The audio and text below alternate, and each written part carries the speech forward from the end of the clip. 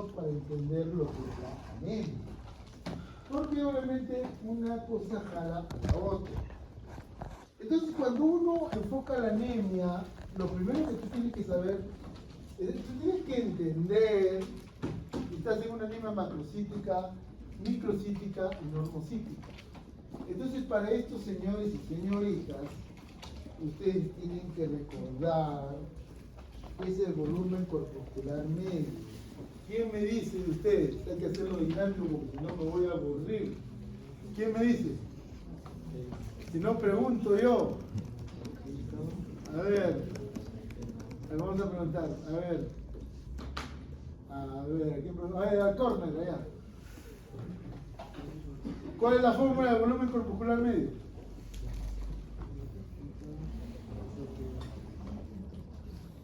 Naranja, Wando. Al otro córner. Allá, el hombre que está agazapado detrás del bueno. Nada, naranja, Wando. Entonces vamos a preguntar a los que fueron de mi grupo, ahora sí. Mati, ¿qué es el volumen? ¿Cuál es la fórmula del volumen corpuscular medio? No es ¿No eso es? No, es el hematocrito dividido entre la cantidad de eritrocitos. Claro. ¿Y cuánto es el valor, Mateo? A ver, Shirley, ¿cuánto es el valor? 85. Claro, 85 más o menos 8, ¿no? Dependiendo. Entonces, ¿ustedes se acuerdan cuáles eran los tres parámetros de constantes corpusculares? Entonces ustedes van a saber ganar el cielo, ¿no? Volumen corpuscular medio, concentración de hemoglobina corpuscular media y hemoglobina corpuscular media. ¿Qué traduce el volumen corpuscular medio? El tamaño, volumen, no el volumen. La hemoglobina corpuscular media, ¿qué traduce? ¿Qué traduce? ¿Se acuerdan? Tamaño, no, masa promedio de hemoglobina. Y la concentración de hemoglobina corpuscular media traduce. Uy, se han olvidado de mato ya. ¿Quién les enseñaba? ¿Qué traduce? El hombre, ¿qué traduce? La concentración promedio de hemoglobina, pues su nombre lo dice.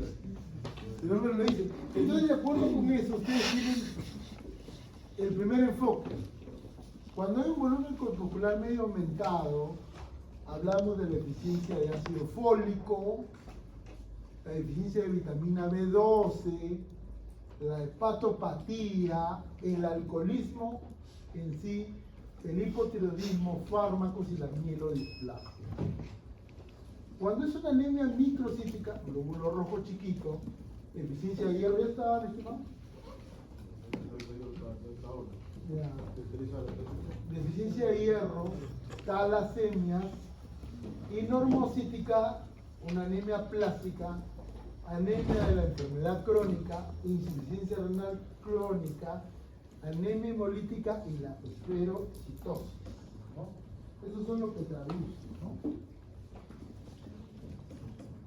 Entonces, cuando el patólogo clínico a ti te diga y te describa un frotis y te ponga esto, tú ya tienes que tener en la mente qué es lo que está hablando el patólogo. Cuando es normal, normalmente un tamaño uniforme, forma regular, un color normal, normocrómico, un centro un poco pálido. Yo me acuerdo que una pregunta clásica, yo me imagino que la pregunta de Fisipato vendrán de la clase porque el doctor Luis es el jefe de curso. Entonces, esperemos. El clásico color de la hemoglobina, ¿cómo es? El borde bien intenso con una palidez central. Antiguamente hacía preguntas y ponía ese mismo enunciado y ponía hipocrómica y la gente caía como mosca. Ese es el color normal. Ese es el color normal. Centro un poco pálido, ¿no? Cuando hay macrocitos, macrocíticos, célula de mayor tamaño, color normal, pero normalmente, ¿qué es lo que sucede? Gracias, mi hermano. Normalmente, ¿qué es lo que sucede acá? El glóbulo rojo, ¿se acuerdan ustedes que cuando hablábamos de constantes controculares, nosotros decíamos que el glóbulo rojo se hablaba de tres variables de cuando hablábamos de la cromía? Hablábamos de la hipocromía, la normocromía y la, entre comillas, hipercromía. Lo que sucede con la hipercromía, que traduce una concentración de hemoglobina corporal media alta, es que el glóbulo rojo en realidad es grande. Es grande. Entonces tú podías tener, por ejemplo, la anemia megaloblástica, que tienes un glóbulo rojo grande, pero sin embargo tiene una concentración de hemoglobina corporal media normal. La característica principal de una macrocitosis es que se pierde la palidez central. O sea, en una macrocitosis se pierde la palidez central. Entonces, puede ser, por ejemplo, que yo te diga en una pregunta, pérdida de la palidez central. Ah, tú dices la hipocromía. No, mentira. Estamos hablando de macrocitos. La poiquinocitosis y la anisocitosis, señores y señoritas que han sido mis alumnos, ¿de qué miércoles estoy hablando acá? A ver, ¿quién me dice qué es la poiquinocitosis? Todos son conceptos que han tenido ustedes el gusto de leer y escuchar. Así que, a ver, Ian, ¿qué es? ¿Qué es la poiquinocitosis? Varias formas. No, pero no, ya pues, no se ha jugado. A ver, el hombre acá, que está con el láser ahí. ¿No? A ver, allá, el láser apunta. Ahí, tú. Es configuración, alteración de la configuración. Y la anisocitosis, a ver, acá el láser. Adición de tamaño. Entonces, eso puedes encontrar. Los cuerpos de Holley y Joly son restos de ADN. Normalmente, si tú agarras un texto cualquiera de hematología, te van a decir que vienen en problemas de esplénicos, realmente de disfunción esplénica o esplenectomía. Pero en estos casos, ¿por qué viene? La macrocitosis, el patrón fundamental, la etiología, la génesis es de deficiencia de los cromatógenos P12 o ácido fólico. ¿Qué forman estos señores? ¿Qué forman al final? ¿Te acuerdas? A ver, hombre, ¿qué forma? Comienza con D y termina en A. En inglés. Y A y termina en N, en español. Nada. A ver, aquí otro que ha sido un alumno. Acá, el hombre, sí, te recuerdo. ¿Cómo es? ADN, pues. ADN, no. ¿Se acuerdan cuando hablábamos cuál era el fin? B12 por abajo, la trampa de folatos y todo eso. No puede, jugadores. Ya, entonces, eso, miren, ¿cuántos conceptos solamente recordando la fisiología salen de acá? Si tenemos normocíticos, ya un eritrocito normal, pero en menor número. Es la clásica que tú vas a ver en el Ortiz. Si es microcítico, hipocrómico, menor tamaño, color reducido, ya es una hipocromía, y también puedes ver anisocitosis y poiquinocitosis.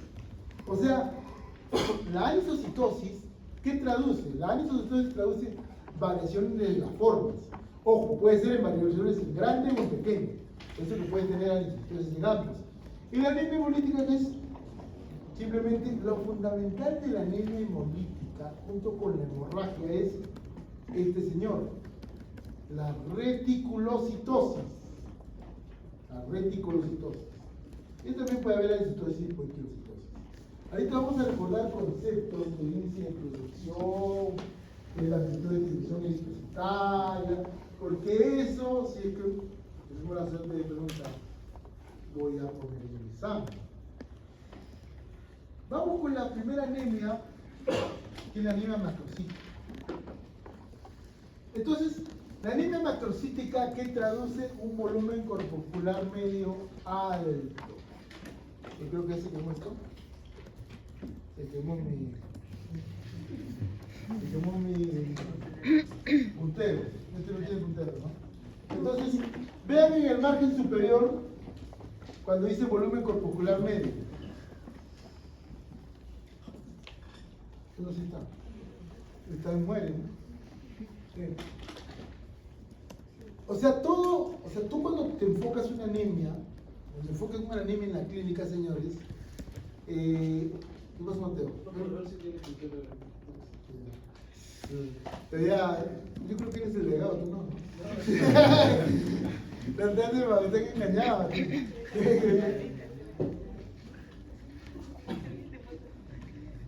Ah, ya va, no, este es un tigre de leyendas.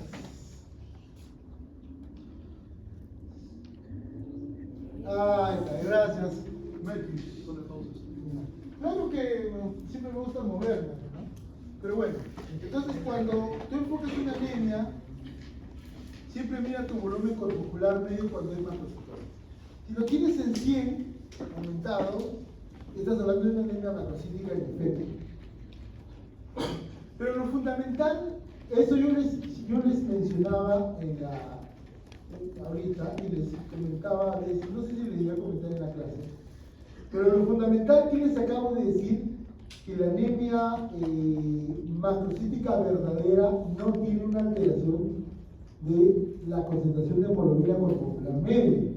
Entonces, si la concentración de hemoglobina corpuscular media es normal, estás en camino a descubrir una causa por prohematógena.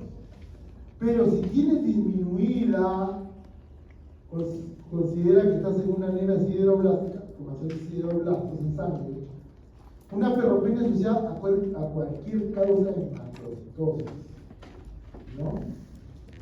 Nosotros hemos tenido incluso entidades que se llamaban anemia megaloblástica enmascarada. La anemia megaloblástica enmascarada es una anemia, por ejemplo, que tú tienes un volumen corpuscular medio bajo, o sea, al revés, corriges la ferropenia bien sea con diosacarato y después aparece pues toda la expresión de la anemia macrocítica con, ¿cómo se llama? Con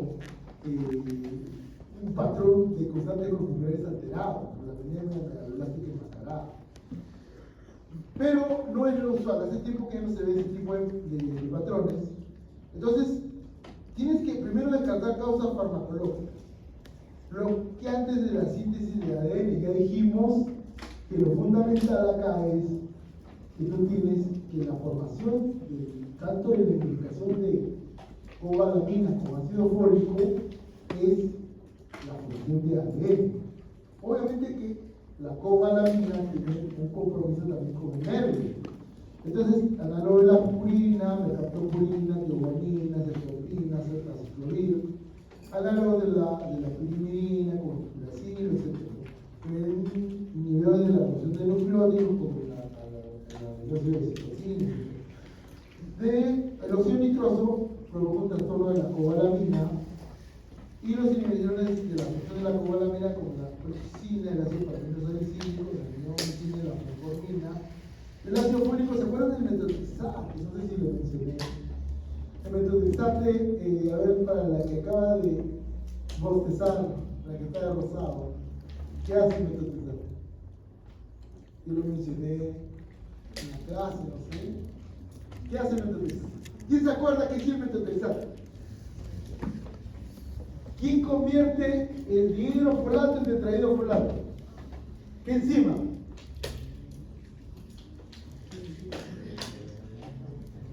La reutasa del folato, ¿no? Dihidrofolato, este señor, el mide. El metotrexato el mide. Entonces, por eso es un mecanismo del ácido fólico. Y acá tenemos pues el antitrén, vitamina y miscelánea, todo esto que está acá, ¿no? Acá viene lo importante. Tú cuando enfoques una anemia, señores, siempre trata de completar tu perfil hematológico. Siempre.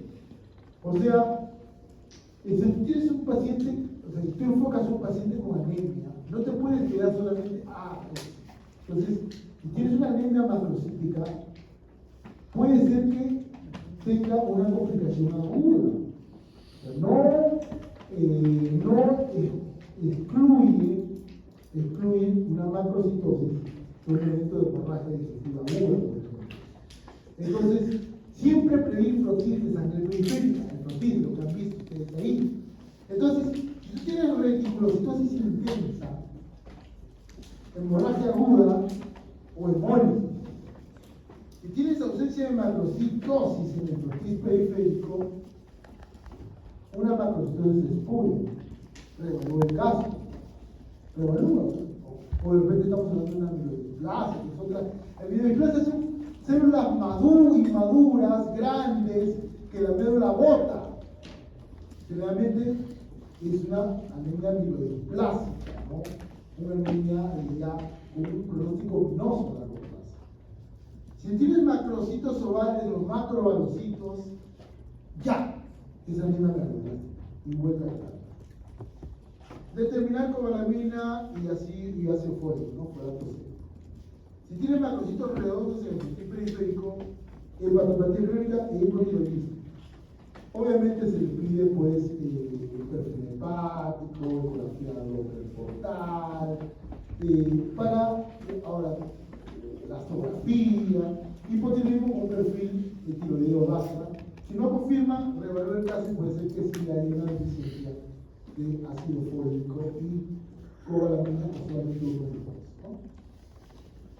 Entonces, este gráfico es un gráfico antiguo, traduce en forma sencilla lo que es la fisiopatología de la anemia megaloblástica. Entonces, señores, cuando tú comes, la vitamina B12 se une a esta R. ¿Quién es la R, se acuerdan? A ver, Arwen, ¿qué era la R? La señorita que está a tu costado, que también siempre lo. A ver,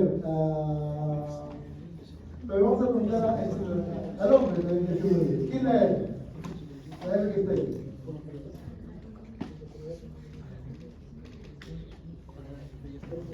¿Quién es la R? Al hombre que también estuvo ahí. ¿Quién es la R?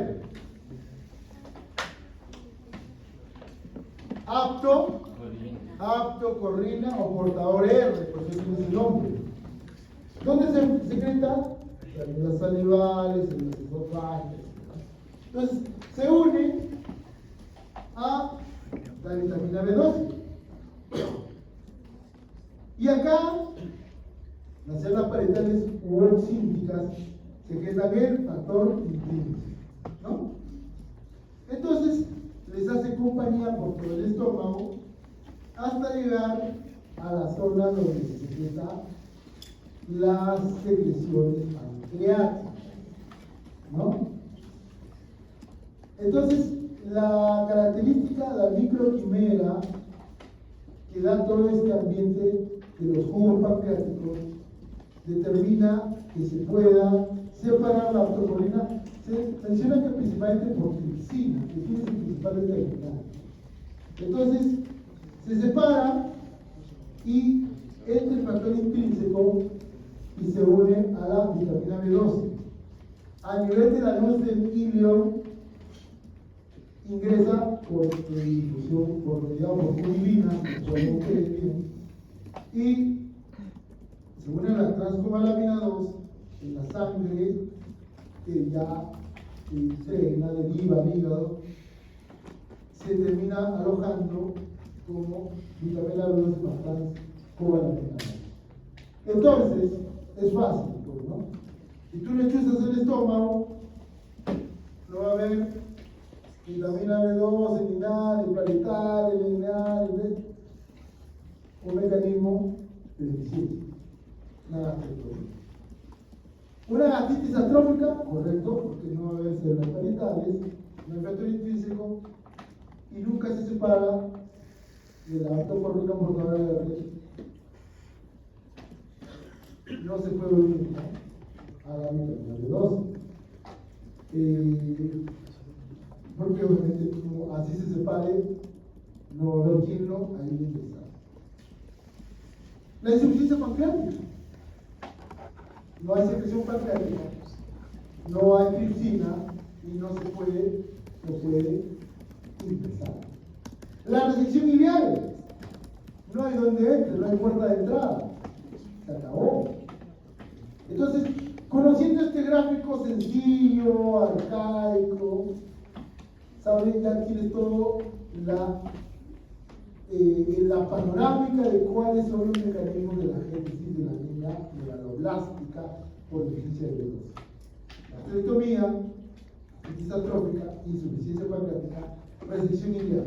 Y ojo, en resección ileal no solamente lo que puede ser alguien que conflicta, ¿no? La mala absorción intestinal, el SIBO que llamamos nosotros. Entonces, este gráfico me dice ya la anemia megaloblástica. Determinar valores de cobalamina y folato sérico. Ojo, si tiene niveles normales, podemos estar hablando de una médula megaloblástica.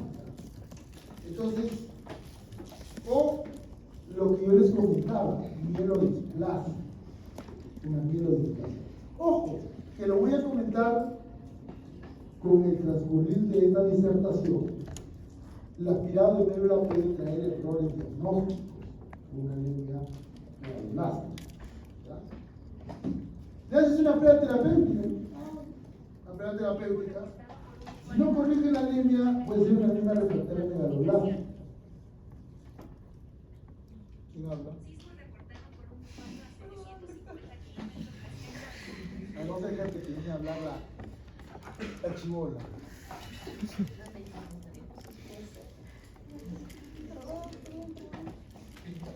No llega a mí. ¿Ya acá?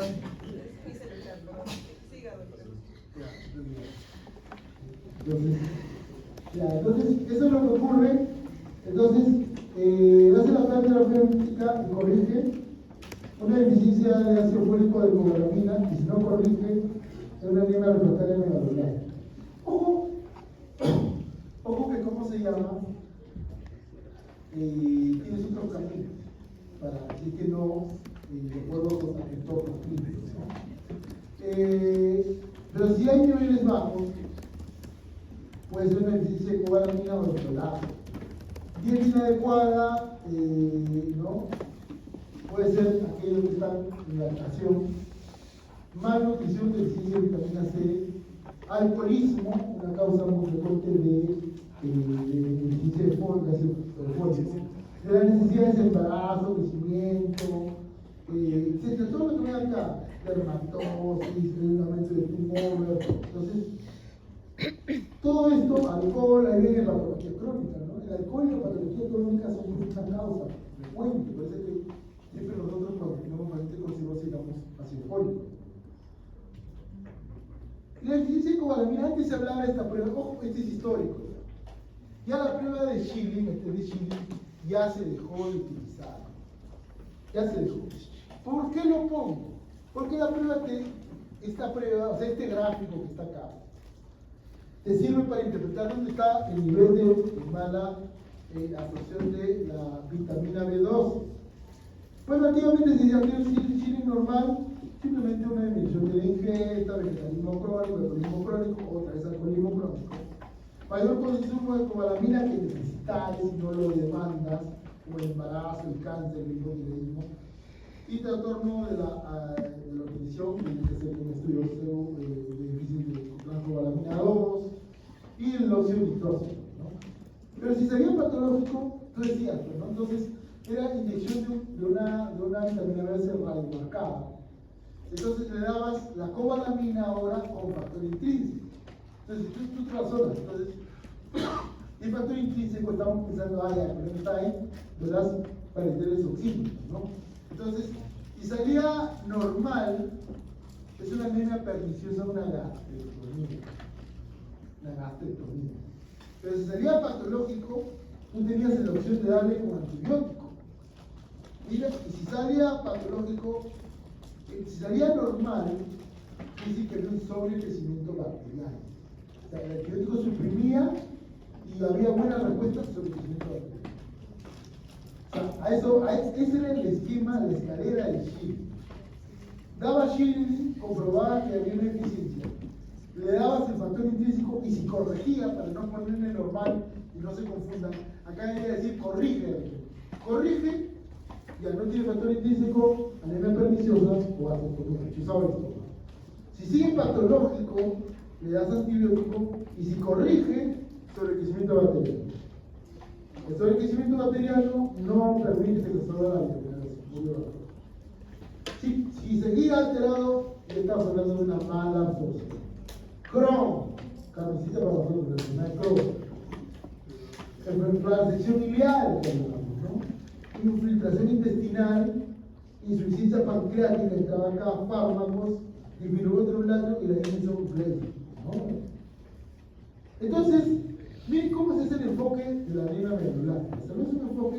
Ahora, algunos de ustedes, de repente, personas pensantes, razonantes, craneantes, dirán, entonces ya no hay Shiri, ¿cómo se hace?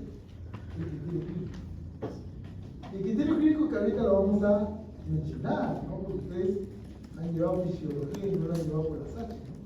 O sea, tienen que aplicar todo eso que lo llevó a este momento supremo. Entonces, siempre recuerden sus papeles fisiológicos. Entonces, alguien me puede. Yo, como ustedes son fisiólogos en potencia, Sacha fisiólogos, yo me imagino que ustedes de canto sabrán qué miércoles es eso. ¿Sí o no, Mateo? Te dirán, Mateo está caluroso, Mateo. Yo creo que siempre el tiroideo. Entonces, la delegada me puede decir, entonces, delegada, ha pasado piola.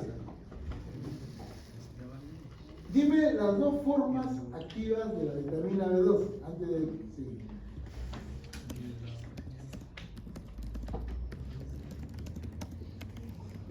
Yo creo que ustedes están en la vida pública.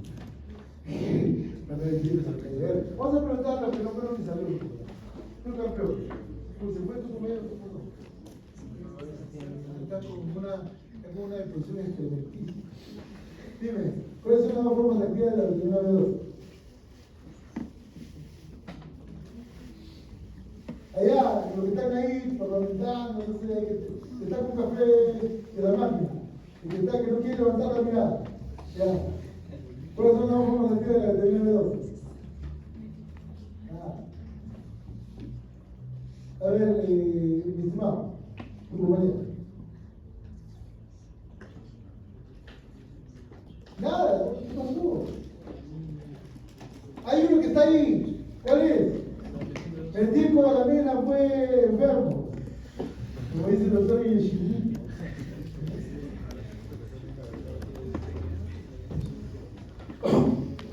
El otro día, pues, estaba viendo pues la joven Panamá, creo que lo menciona el doctor Yeshivito, ¿no? No dice Yoshimita, no dice mismamente el actor. Parece que diga su nombre. ¿Y cuál es el otro? Desoxiadenosina cobalamina. Entonces, si no sabes eso, no vas a entender el gráfico. ¿Qué traduce este gráfico? El ácido fólico, su fin en este mundo miserable es producir este señor. O sea, hay el pasaje, el transporte de unidades de un solo carbono, como metilo, metililo, formino, ya todos los tipos. Entonces, lo fundamental acá que entiendan ustedes es que tienen que ver la transferencia de un grupo de la serina hasta convertirse en monofosfato de timina y finalmente ADN, ¿no? Entonces el metilfolato entrega un grupo a la glicina y se convierte en metilfolato. Este entrega su grupo metilo a la fosfato de uridina y se convierte en monofosfato de timidina para formar finalmente el ADN. Una parte de esto se queda atrapado como metil tetrahidrofolato en la trampa de folatos o trampa de metilo, como dice ahí. Entonces, ahí entra este señor, la vitamina B12. La vitamina B12 que tú te metes en tu combate tiene dos formas activas: la metilcobalamina y desoximetilcobalamina. La vitamina B12 rescata a este tetrahidrofolato, la trampa de folatos, y en su camino se convierte en metilcobalamina y se restituye en tetrahidrofolato. Obviamente, acá está la reductasa del folato que yo mencionaba: hidrofolato y tetrahidrofolato, ¿no? Esta metilcobalamina entrega el grupo metil ¿a quién? A la homocisteína para convertirse en metionina. Y la metionina se convierte posteriormente en el SAM 5, S-adenosín metionina.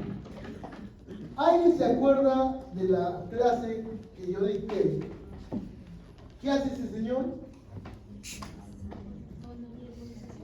¿Cómo? La mielinización de los nervios. Pero les cuento algo más. Se dice que este señor suprime la expresión del factor de necrosis tumoral, que viene a ser un mielinolítico. Entonces, les hago una pregunta en general sobre todo lo que nos vamos a ver. Usted se lleva embriología, ¿no? ¿Por qué le hace ácido fólico a la gestante? ¿Para qué? Se tiene que ver con él y todo eso, ¿no? ¿Y cuál es el fundamento? La mielinización. Eso tiene que ver con B12. Y luego tiene que ver con ácido fólico. ¿Cuál es el fundamento, señores? No se sabe cuál es la causa. Ya se toma como un dogma de fe. Nada más. Por la salita colonia. No hay causa, o sea, no hay. Si quiere, ahora si tú me dices defectos genéticos, yo voy a explicar. A ver, pero si habla de nervios, es de dos. ¿Y para qué sirve el otro señor, la desoximetilcobalamina? ¿Se acuerdan? Tiene que ver con la conversión de... ¿No se acuerdan nada? No, creo que me he equivocado, ¿no se acuerdan nada? Hagan la candalia. A ver, allá, tú, la que está con la tablet ahí, agarrante en la boca, que ahora vos te ríes, ya. ¿Qué hace la desoximetilcobalamina? Ya tu compañera que está agarrando la lengua. Nada. Cuando tú, hombre, que estás en el tipo de... Nada. A ver, mi estimada, ya te pregunté, pero a ver, ¿recuerdas? Nada. Conversión del metilmalonilcoenzima A en succinilcoenzima A, pues chingado. Y ahí, señores, sale todo lo que viene. De ahí, o sea, si no conocen y querían que les haga como voluntaria, pucha, que están, ya fue delegado. ¿Qué querían? Matanza. Querían que les haga como voluntaria. Para conocer eso, tienen que conocer tu fisiología básica. Entonces, por eso, siempre pongo este cuadrito. Porque si yo me mando de frente a la fisiopatología, perdido estarás en el tiempo, espacio y persona. Entonces, algo bonito para que se distraigan, la anemia perniciosa, ¿no? Y la anemia perniciosa, la patogénesis, que es otra cosa que la fisiopatología, reconoce que una hipersensibilidad tipo 4. Las células C citotóxicas provocan daño en las células parietales. Hay formación de autoanticuerpos contra la hidrógeno potasio teplasa. ¿Qué bomba es? ¿Qué bomba es? Protones.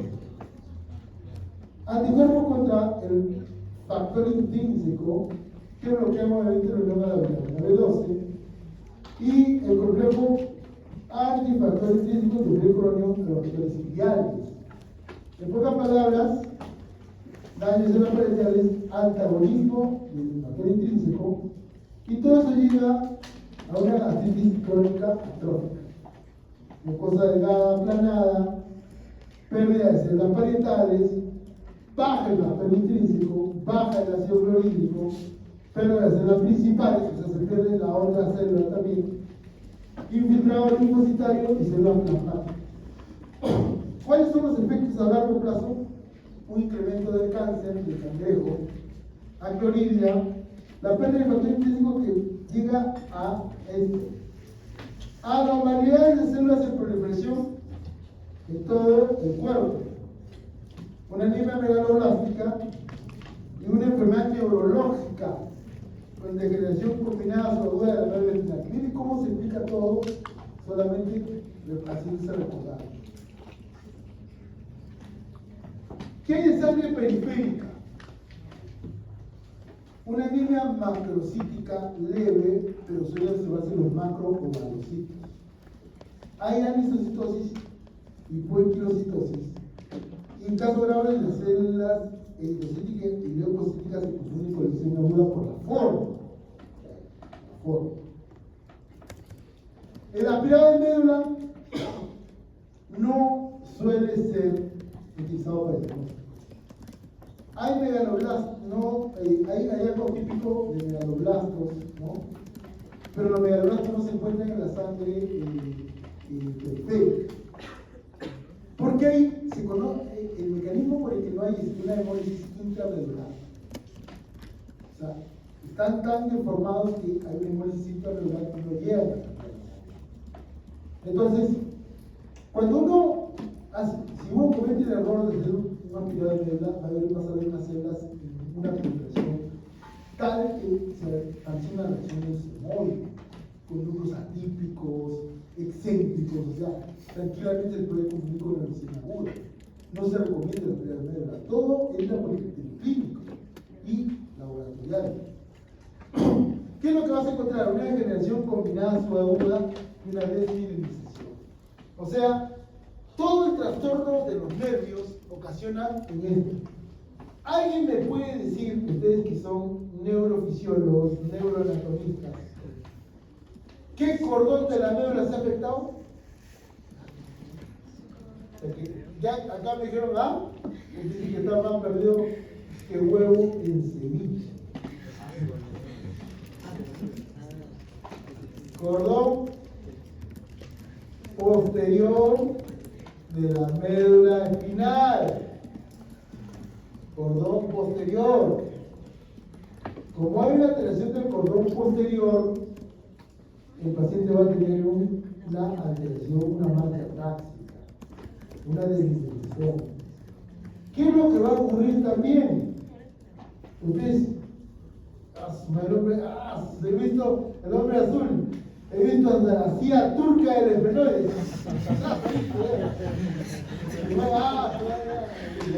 Todo dice. La tomografía no existe ahora. Señores, ustedes han llevado la práctica de fisiología de reflejos. ¿Qué reflejos se tiene?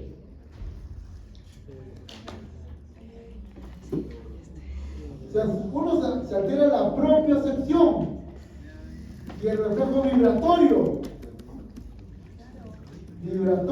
Miren, todo eso por la famosa SAM que no suprime al factor de necrosis tumoral, la neuronitis, la inmunonitis.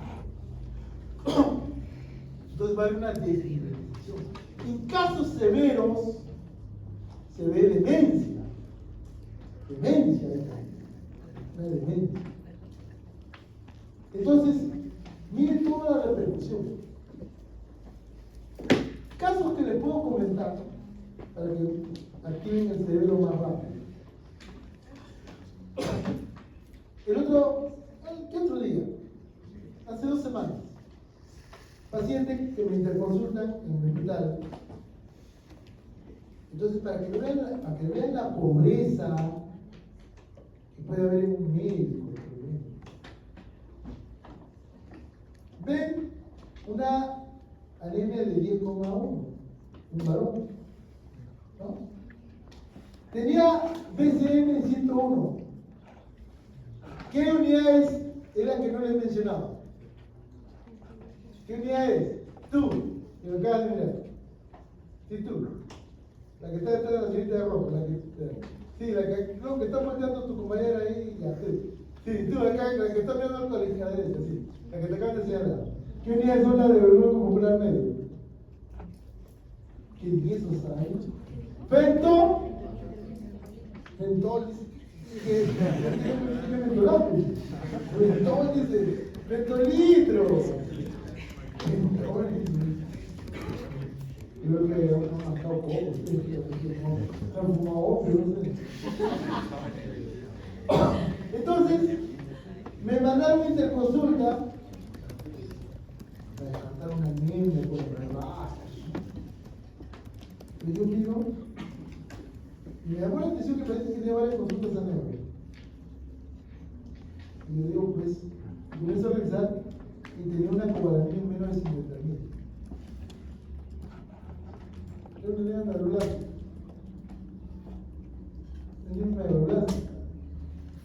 Y los tarúpidos me interpretaban para que yo le meta el tubo. Bueno, bueno, ¿qué sentido? La invencibilidad que puede llegar uno que ya tiene título y todo a no razonar. No llega en el extremo. Ya. No. Eso que sea repasen, ya que sea por pena ya. Pero tiene que dominarlo. Como